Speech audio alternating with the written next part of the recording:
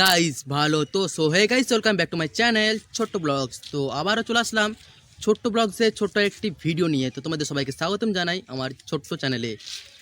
তো আজকে এই ভিডিওটা খুবই একটু এঙ্গেজিং হতে চলেছে, কেননা আজকে হচ্ছে রবিবার আর এখন টাইম প্রায় হচ্ছে 10:45। তো আজকে এই রবিবারের দিনে আমরা কি করতে চলেছি আজকে আমি তোমাদের এই ভিডিওর মাধ্যমে দেখাতে চলেছি। তো ভিডিওটা এন্ড পর্যন্ত অবশ্যই দেখো। আজকে রবিবারের দিনে আমরা করতে চলেছি বাইর পূজা। এই রবিবারের দিনই আমরা প্রায় বাইর পূজা করে থাকি। তো বাইর পূজা আসল জিনিসটা কি, বাইর পূজা কেন করা হয়, তো তোমাদের সবার মনে এটাই প্রশ্ন হচ্ছে হয়তো। তাই আমি এই জিনিসটা ক্লিয়ার করে দিই।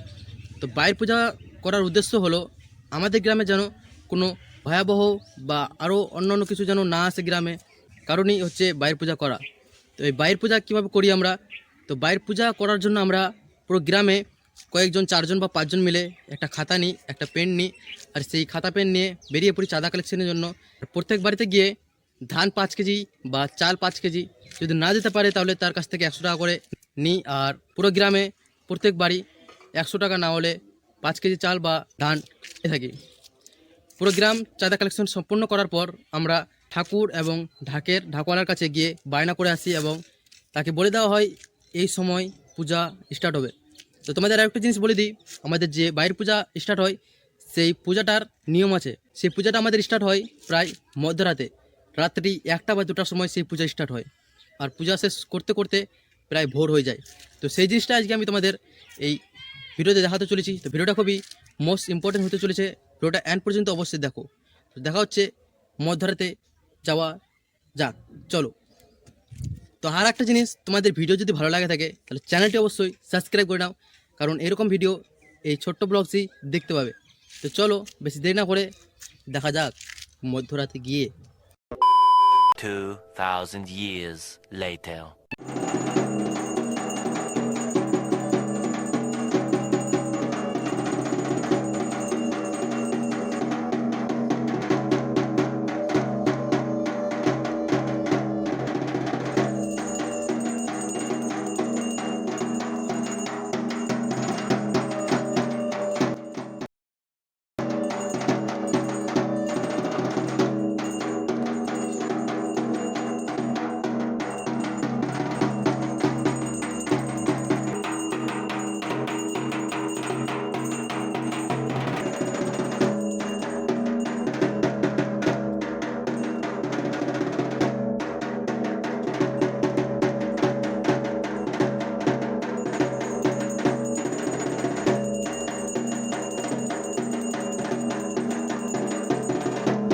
यही नहीं, अभी और सुनिए।